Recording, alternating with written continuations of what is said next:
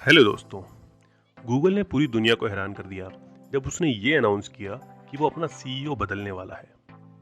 10 अगस्त 2015 ये दिन भारतीयों के लिए गर्व का दिन था, क्योंकि भारत मूल के ही एक व्यक्ति को गूगल ने अपना नया सीईओ अपॉइंट किया था। पूरा देश इनकी तरफ गर्व से देख रहा था और पूरी दुनिया में इन्होंने भारतीयों के लिए इज्जत बढ़ा दी थी कि कैसे एक भारतीय दुनिया की सबसे बड़ी कंपनी को लीड करने जा रहा है, जिसमें सिर्फ काम करने के लिए ही करोड़ों लोग सपना देखते हैं। जी हाँ दोस्तों, आज हम बात करने जा रहे हैं सुंदर पिचाई जी की कि कैसे एक छोटे से शहर का लड़का गूगल जैसी विशाल कंपनी का सीईओ बन गया। सुंदर पिचाई तमिलनाडु के मदुरई शहर में ही पले बढ़े। उनकी माँ एक स्टेनोग्राफर और पिता एक इलेक्ट्रिकल इंजीनियर थे। मिडिल क्लास परिवार में होने के कारण इन्होंने कभी लग्जरी चीजें या ऐशो आराम की जिंदगी नहीं जी। कहते हैं ना दोस्तों, सोने को जितना तपाओ उसकी चमक और बढ़ती जाती है। शायद इसीलिए इनके इरादे मजबूत और जिंदगी में आगे बढ़ने की तमन्ना और बढ़ती गई। उन्होंने आईआईटी जेईई क्रैक करके आईआईटी खड़गपुर में एडमिशन पा लिया और वहां से मेटलर्जिकल इंजीनियरिंग की। इसके बाद इन्होंने स्टैनफोर्ड यूनिवर्सिटी, जो कि अमेरिका की जानी मानी यूनिवर्सिटी है, उसमें मास्टर्स के लिए अप्लाई किया और सेलेक्ट हो गए। और अमेरिका जाने के लिए प्लेन की टिकट्स इतनी महंगी थी कि इनके पिता को अपने पूरे साल की कमाई लगाकर इनके लिए प्लेन टिकट्स खरीदनी पड़ी। इतने मुश्किल दौर से गुजरे पिचाई ने कभी अपनी फाइनेंशियल प्रॉब्लम्स को अपने आगे आड़े आने नहीं दिया। मास्टर्स करने के बाद इन्होंने वॉर्टन स्कूल ऑफ यूनिवर्सिटी से एमबीए किया, जहां इन्हें मोस्ट टैलेंटेड स्टूडेंट का खिताब मिला और इसके अलावा कई स्कॉलरशिप मिले। वहां से इनकी जॉब मैकिन्से कंपनी में लगी, जहां ये प्रोडक्ट मैनेजर एंड इंजीनियरिंग के तौर पे काम करने लगे। वहां उन्होंने 10 साल तक एज ए प्रोडक्ट मैनेजर काम किया। हम में से कईयों को लगता होगा कि ये बंदा बस यूएस गया और गूगल में अप्लाई किया और जॉब लग गई और कुछ साल बाद सीईओ बन गया, क्योंकि हम सभी को बस सफलताएं देखने की आदत है। बल्कि हमें ये देखना चाहिए कि उस सफलता के लिए उस व्यक्ति ने कितनी मेहनत की और कितना धैर्य रखा। इन्होंने 10 साल मैकिन्से में काम करने के बाद गूगल के लिए अप्लाई किया। इनकी गूगल में जॉब लगने की भी एक बहुत इंटरेस्टिंग स्टोरी है। गूगल में जॉब के लिए कई इंटरव्यूज होते हैं, तो जब ये चौथे राउंड के इंटरव्यू में पहुंचे, वहां इनसे ये सवाल पूछा गया कि आपका जीमेल के बारे में क्या ख्याल है। जीमेल एक ईमेल मैसेजिंग सर्विस थी जो गूगल ने उसी दिन लॉन्च किया था। ये एक ट्रिक क्वेश्चन था, क्योंकि जीमेल उसी दिन लॉन्च की गई थी और जाहिर सी बात है कि किसी भी एप्लीकेंट को उसके बारे में जानकारी नहीं होगी। पिचाई ने बजाय टेढ़े मेढ़े जवाब देने के या तुक्का मारने या इम्प्रेस करने के, ईमानदारी से जवाब दिया कि उन्हें इसके बारे में कुछ नहीं पता। सुंदर पिचाई ने अपने इस वाकये को खुद एक इंटरव्यू में बताया है और समझाया है कि अगर तुम्हें किसी चीज के बारे में जानकारी नहीं है तो उसे एडमिट कर लो, यानी मान लो कि नहीं पता।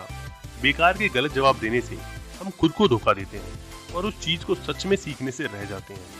सेम यही सवाल उनसे 5th राउंड में भी पूछा गया और तब तक उन्हें इसका जवाब अच्छे से मालूम था और उन्होंने दिया भी।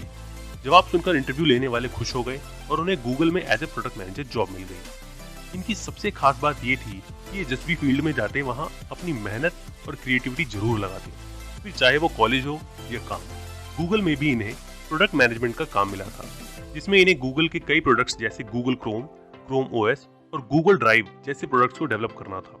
इन्हें बहुत ही बेहतरी से इन्होंने डेवलप किया, सभी प्रोडक्ट्स को इनोवेट किया और टाइम के साथ साथ इनकी परफॉर्मेंस भी बहुत बढ़ा दी। और आज ये रिजल्ट है कि गूगल क्रोम सबसे ज्यादा यूज करने वाला ब्राउजर है। साल 2009 में पहली बार पिचाई ने क्रोम ऑपरेटिंग सिस्टम का डेमोन्स्ट्रेशन दिया था। 2010 में इन्होंने वीडियो का नया फॉर्मेट लॉन्च किया, जिसका नाम था वेबएम। कंपनी इनके एक के बाद एक कामों से बहुत ही अचंभे में थी कि इतना साधारण सा दिखने वाला बंदा कैसे ऐसे ऐसे काम कर रहा है। पिचाई गूगल के प्रोडक्ट चीफ थे, पर इन्होंने अभी तक गूगल के ही प्रोडक्ट एंड्रॉयड को अपने हाथों में नहीं लिया था। 2013 में उस वक्त के सीईओ लैरी पेज ने इन्हें एंड्रॉयड को संभालने को कहा और पिचाई ने एंड्रॉयड में किटकैट लॉन्च किया, जो वर्जन हम सभी को बहुत पसंद आया था। आप सोचिए दोस्तों, जिस बंदे के पास खुद का कंप्यूटर नहीं था और जिसके पास टीवी पर सिर्फ एक चैनल आता था, आज वो ऐसे प्लेटफॉर्म को डेवलप करने लगा जहां करोड़ों लोगों का नेटवर्क और चैनल जुड़ा हुआ है।